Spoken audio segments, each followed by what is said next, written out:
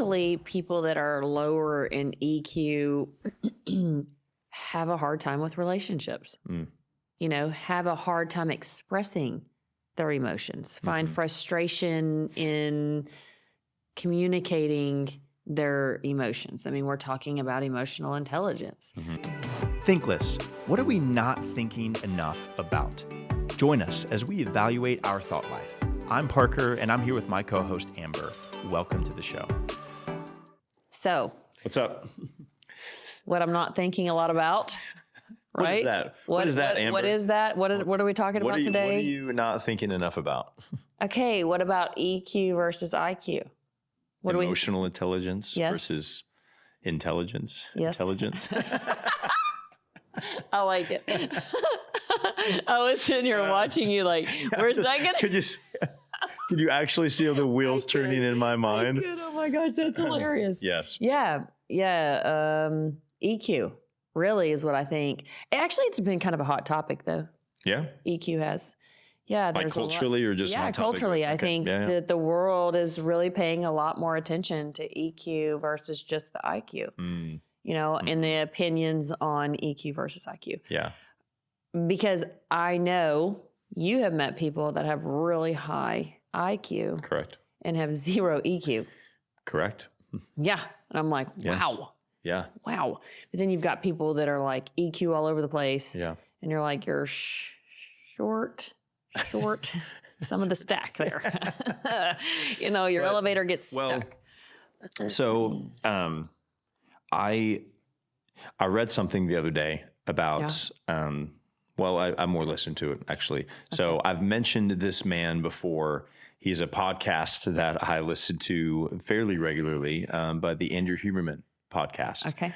And Andrew Huberman, I think I got something on my thing, whatever. Oh, there it is. Oh, there it is. There it is. Got it. But he was referencing what we celebrate in children. And as far as whenever we reference or whenever we celebrate how smart a child is versus whenever we celebrate the effort that a child took to participate in the event or participate in whatever activity it was. But if we say, man, Johnny, you're so smart, the narrative will be, okay, I'm smart, so therefore I must be smarter than X. Yeah. Rather than celebrating the effort that they took to accomplish whatever goal, task it was.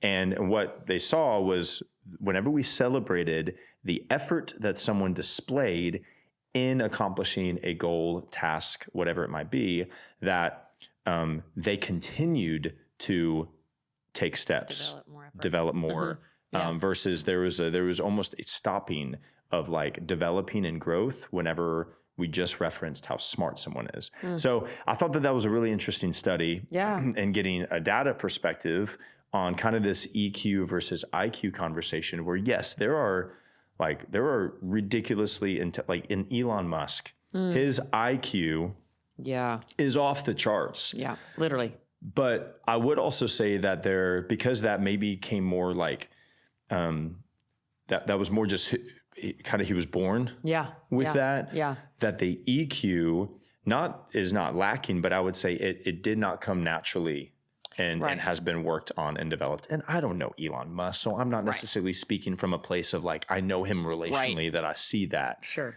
But I do feel like the EQ can be something that is worked on much more easily than maybe the IQ is, but also knowing that someone who is emotionally aware, and we'll talk about how you can develop that. Yeah. But I know that someone who is emotionally aware may make smarter decisions because of the awareness that they have of kind of what's maybe actually happening in the scenario. What I think is interesting is the studies that have been done on the different jobs and positions that need to have a higher EQ than IQ. And I'm not saying that IQ is not relevant, right? Like, I mean, you got to have some level of IQ. Yes. Just like I think you should have some level of EQ. Yeah. But there are certain particular jobs, and roles that they need to be stronger in EQ than lacking in it, right? Like, so IQ alone isn't enough without the EQ and the IQ for particular roles to be successful and sufficient at them. You know, I'm a big proponent of EQ and learning EQ and studying it. Then you have people that are just crazy emotional, just highly emotional. And you're like, wow, we need to put some temper on that there. You know, it's just all over the place. And you got to find that fine balance of not letting your emotions just run everything. Yeah. There is, when you are leading at the higher levels, you're leading lots of people.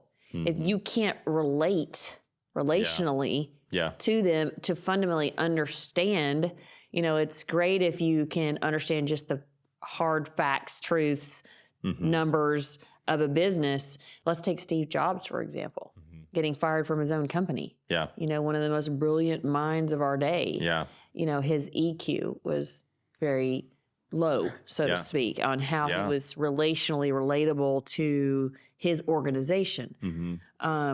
Warren Buffett is the same house, same car, same everything, never trying to really, not that I'm supporting that people need to have all these big houses or anything. What I'm saying is he kept seeing one way, the facts, the numbers, you know, and saying, how do I relationally relate to everything? And they've both had successful, obviously, successes in life. Yes.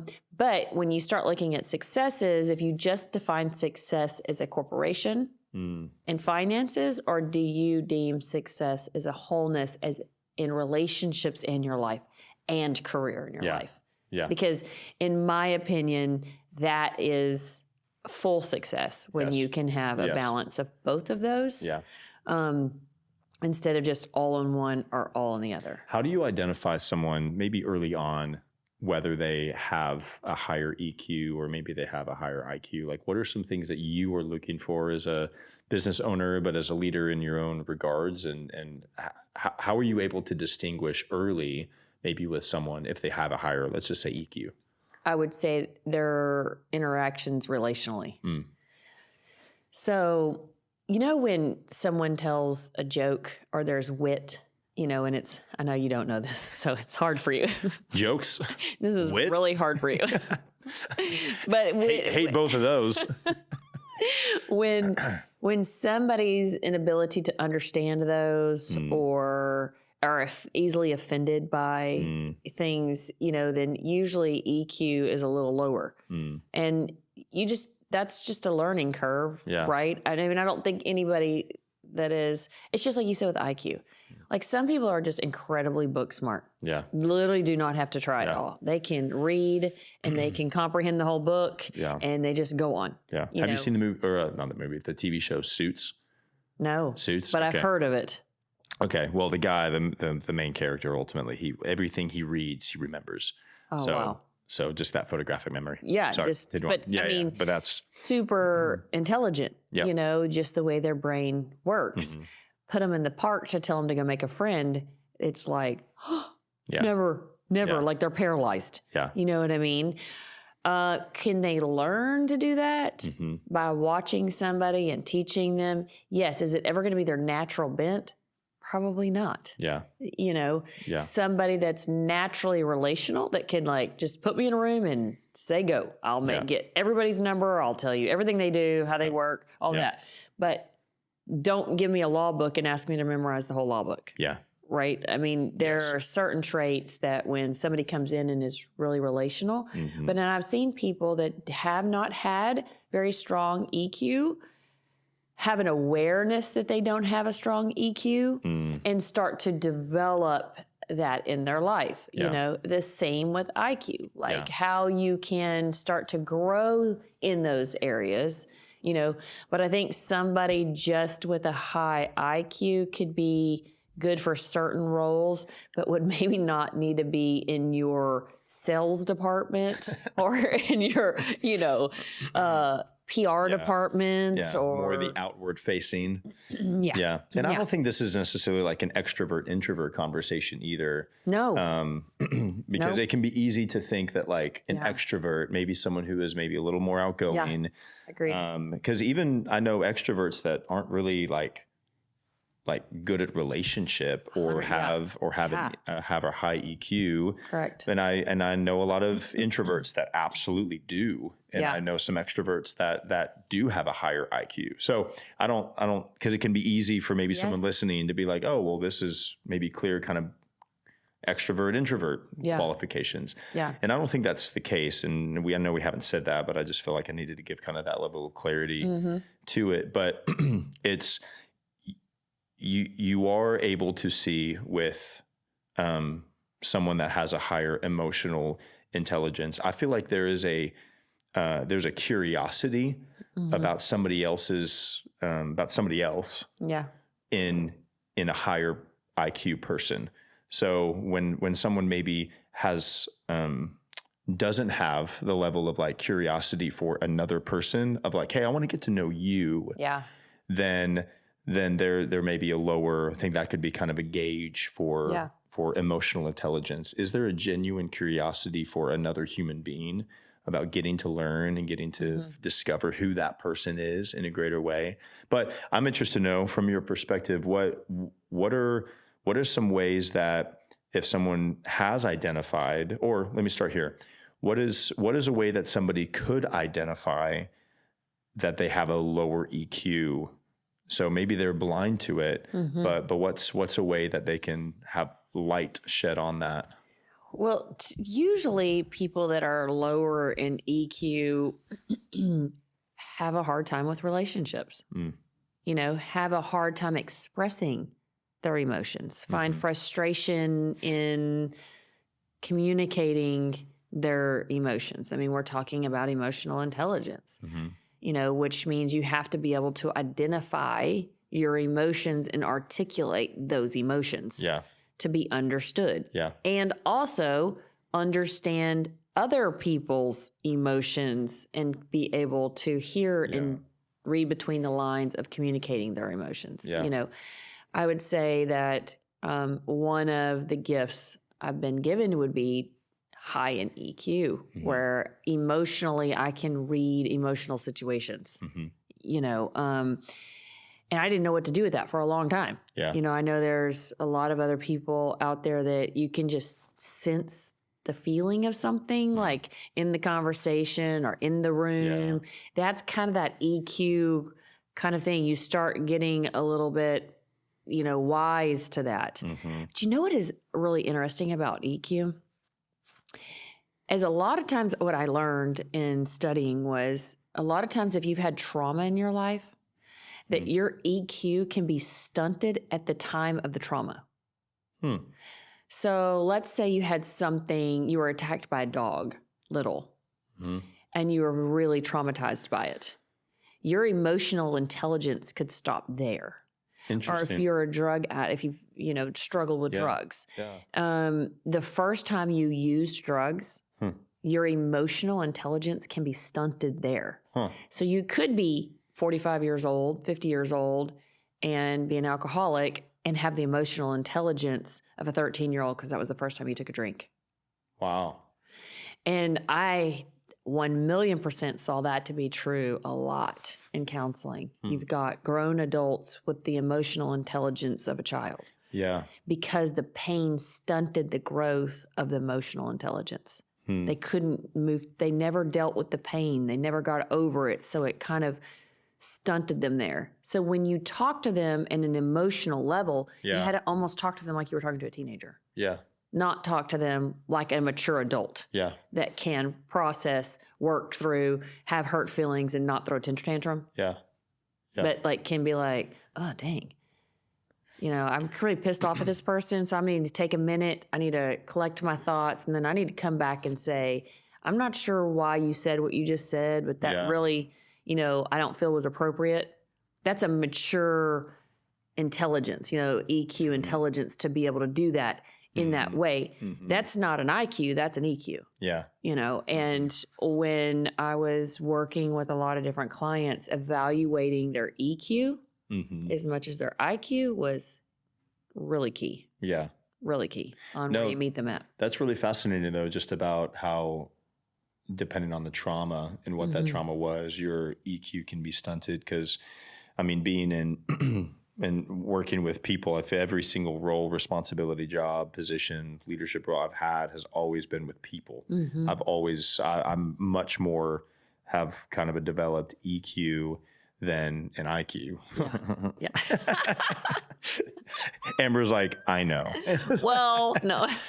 No, but I do feel, though, that that's so helpful information, though, just knowing that, okay, when maybe we're faced leading different people or on a team role with different people or their peers or even their authority figures, depending on what the situation is, that if there is if we maybe can sense and identify, like someone's emotional intelligence is, and maybe for the normal human being, they wouldn't put like, oh, their emotional intelligence is limited. Right. But being able to kind of like, okay, there's a gap somewhere in their emotional awareness of they're operating in a different place. Or triggered or reactionary to certain things, depending on what that may be. So even just having that information or knowing that, okay, I wonder maybe what happened to them. I think that's a great question to ask of all of us, of like, well, what has happened to us versus just what are the things that we've done or said, but maybe what are some of the things that have happened to us or said to us that maybe have limited our own emotional awareness in order to start to recognize that, be aware of it, and now develop past that. Because did you see in your work that people were able to develop past it, or do you feel like it's kind of like, to move forward with emotional intelligence, healing has to happen. Yeah. You know, there has to be a sense of recognizing it and healing. And I don't think as society, that's why, starting the conversation, I'm saying it's kind of been a hot topic because thank goodness the world is finally recognizing it. Because I have sat with so many older adults that I literally have to communicate with in the emotional side of things in those teenage years because of the trauma that they have experienced. And it's also how they relate in their marriages, how they relate to their kids. Yet they've gone on to have super successful businesses and careers and all of that because they have great IQ and great disciplines and follow through. It's just their EQs were stunted or not developed, not even thought of enough. Didn't pay attention to it at all. How do I relate to people? How do I communicate effectively with people? Realizing that I don't even see somebody else's perspective to even relate to that person. There's a lot of things that go into EQ, and then seeing some people that are just super wise, could have all the wisdom in the world, but are homeless, because they just didn't apply a lot of things and disciplines in their lives. And, I, would talk to, and like I've said in another episode, I ran a department that dealt a lot with addiction. And so there was a lot of classes and a lot of groups and meetings and stuff like that I ran and was a part of. And, there was somebody in there that graduated top of his class from a major college, super brilliant, yet would emotionally talk like he was still in junior high, and talk about, hey, I've got this great idea. And I'm like, okay, you're like almost 50. Let's hear it. It's like, I think I'm going to start a window washing business. And I was like, okay, let's talk about this. Let's talk through this a minute. I've got some questions. Yes, let's talk through this. Why? What are you thinking? And it was literally at the time I had a teenage son. And it was like my son coming up to me going, yeah, Mom, I got an idea. Yeah. So I think I'm going to start washing the neighbors' windows. Yeah. And then maybe they'll want me to cut their grass, Mm-hmm. you know? And then maybe if I could get some money, I'd get a weed eater. I could weed eat, you know? I mean, it's like, okay, can I do that tomorrow? You're like, okay, son, let's have a conversation about this. Wait, Yeah. how are you getting to the top windows? Yeah. Where are you getting the finances to start the window washing business? Yeah. How are you getting a lawnmower? I mean, like just maturity, like that's a young, like, okay, let's do this kind of thinking, right? Yeah. The EQ of like, all right. But at 50, you should be like, you should have all of those missing pieces there. So that shows you kind of where, you know, the addiction started and where it kind of stunted, yet life just kept going. Yeah. So without some sort of healing in the trauma where your EQ got stuck, you know, or where you just took a turn in life and only decided to focus on one thing. We've talked about balance a lot. A lot of successful men and women, like something flips and they're like, I'm going after my career and that's it. And I'll run over anything I have to run over because this is the thing I'm getting. This is my identities in this, right? Like, this is my everything. Yeah. Again, stunted EQ. Yeah. Don't focus on it at all. Like it doesn't even exist. You know, and that's not, in my opinion, being well balanced. I think you've got to find a level and learn and educate yourself on where are you EQ and where are you IQ and where are you in your talents, right? Like all of those things as a wholeness matters in life. And again, one of the ways I would define success in life, are you able to balance all of that? Because if you're going to have a family and you're going to be married and children and a career, you're going to have to know how to relate, even in just that severe. Look, forget like all the other people in the world that you're going to have to deal with. You know, I think the same thing for people that come out of the military. You know, how have they helped develop the EQ of, you know, all the military that have gone through such mental gymnastics, so to speak, to protect them and protect our country and all of that. And they come out with what levels of emotional intelligence. They talk a lot about it in the Navy SEALs because you've got to have really high emotional intelligence to know and to temper your emotions and how they come and your processing and all of that in the situations that they're put in, you know. So the military is doing a better job. There's quite a few people that I've studied that have gone in to the special ops just to teach on EQ and how to develop the EQ of the soldier, you know, because it matters so much in life and death situations that you're biohacking kind of your body in doing so in crazy situations. Yeah. And so much of the skills translate, of course, to like the normalcy of life. Yeah. Because, of course, in military speaking in particular, where so many of these guys and women, they come out of those high, intense situations and translating to like civilian life is incredibly difficult because it's like, well, actually, I almost can thrive in the dysfunction of war more than I can in the normalcy of life. And so, that it is culturally being seen, celebrated, talked about so much more from an EQ perspective. But I would even ask the question, and I've got some thoughts to this as well, just how do you develop IQ? Where if you do feel like, okay, how can I develop in just my intelligence alone to be able to function at a higher level. You know, yeah. Well, I mean, it's just like, you know, becoming a counselor, right? Like you're going to study your books, you're going to study theories, you're going to study what's been taught. And in that, you're going to grow in your intelligence over a topic, right? You know what I think is, it's not lost, maybe it's kind of lost, but is like the power of memorization. Yeah. You know, like while I think critical thinking is necessary, while I think there may not be like a right answer to some of these abstract problems that we may face in life, you know, and I think all of those things need to be taught in kind of a school-like setting for children. But even just like the power of memorizing a chapter of a book or memorizing like concepts and memorize it for the sake to internalize it and know it versus just to like take a test to pass it. Yeah. You know what I'm saying? Oh, so yeah, it's like, 'cause that's all our kids do now. that's all the kids, exactly. And so, I mean, education, that's a whole other thinkless topic that we can talk about at a different time. But, but, you know, thinking about, man, because what I feel like I'm convicted. I say that because I'm convicted in my own life around like, okay, am I memorizing things that I can just go back and I can speak from a place of memory where it's here, or am I having to Google everything?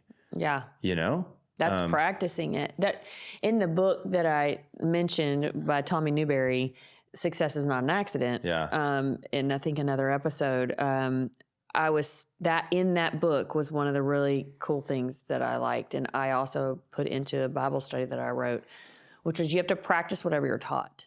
Yes. You know, so if we teach a new concept here, then you've got to go teach that to somebody else. So immediately after you've learned it, go tell someone else about it. Yes. And then go practice it. Then maybe you'll obtain it. Yes. Right? So that's so true. I tell people all the time when I was counseling, like, okay, here's a great book. You know, the 4-8 Principle by Tommy Newberry is another life-changing book. It's based on Philippians 4:8. And I said to this one girl that I gave it to, she was valedictorian, brilliantly smart. I mean, like off the charts IQ. Okay. And gave it to her. She came back like 2 days later. She's like, okay, I read it. And I was like, that's awesome. Your head just got heavy. Like, because I know you can't do every chapter in 2 days. Yeah. Like, this book isn't a book to just be head heavy smart. Yeah. This book is to apply and teach someone else. Yeah. Like, because I need you to retain this to make changes in your life. Yes. These are all new perspectives that you're gaining. Yeah. These are all new practices, traits that you can live out in life. Yeah. Right? So my philosophy in reading books is if it is some sort of think outside of the box, self-help kind of philosophy book, right? You have to apply the chapter. If you can't apply the chapter, don't read the next one. Yeah. You haven't even mastered the first one. Yeah. So why keep compiling things on you just to read it? Yeah. That's not the idea of the book. The idea of the book is to try to consume it to be able to do it. Yeah. Right? So there's only one book in my life that I got stuck in. It was extremely hard, but it was how a wife influences her husband toward the Lord. And then it was like, how do you approach? How do you see? How do you do? And then it requires you to do these things. Yeah. And until you can do them efficiently and, consistently, don't move on. Yeah. Like the book doesn't say that. Amber says that. Yeah. And, so it was like, I really want to master certain things. That's why you reread the chapter if you haven't. Like, where am I getting hung up in these things? So that's growing your EQ, that's growing your IQ at the same time. And I was going to say that exact thing where I think that is a perfect integration of the two, where I can know like consciously so many different things. Yeah. But that doesn't mean that I know from experience and practice. So I think that's how you bridge that gap, where kind of between the head and the heart is in the doing of the thing that you're learning, in the practicing, in the application. I've heard it said this way, and it's like knowledge is information without application. Wisdom is information with application. So it's like, okay, well, that wisdom piece is that emotional awareness, that EQ to be able to say, no, I know this because I've lived it in some way, shape, or form. Maybe I haven't lived it exactly how you lived it, but I've lived it in my own experience, with my own relationships, with my own failures, with my own job, with my own whatever. And that's where we can start to bridge that gap. And one of the things I can't close this episode. I can't end this episode without saying that if you struggle with EQ, if you struggle to have EQ and you're like off the charts IQ, well, even if you're not off the charts IQ, I believe a relationship will Jesus is one of the best ways to get downloaded EQ. Yeah. Because his love and what he's been able to teach me and show me through the healing that I've needed in my own life to not be stunted at EQ, to keep growing in my EQ, has been because he's given me the freedom of forgiveness and the freedom of letting go of that hurt, that trauma, that bondage, whatever it is, that I have also watched in my practice see that people who have struggled to relate to their wives and their kids and, their husbands were able to find a authentic, genuine relationship with Jesus that taught them EQ, gave them healing and gave them joy and gave them a new perspective to be able to foster that EQ better and have the power source to do it. Yeah. So when you say like, how do I help grow that? I've just seen time and time and time again that literally changed people's lives in the EQ department. To be relatable, to have compassion, to have love, to have mercy, to have grace, all those things that move the needle in EQ. That has been absolutely a joy to watch and be a part of, to share. So I couldn't walk out today without saying that, and then challenging people. If you need to focus more on EQ, look at EQ and look at where you need more IQ. Find something that you can read that challenges you in both. Yep. I think that's a great spot to end it, Amber. So thank you. Yeah. I love exploring emotional awareness because it's and intelligence. Yeah. As I said earlier. Double intelligence. Double intelligence. All right. Yeah. That was fun. It was.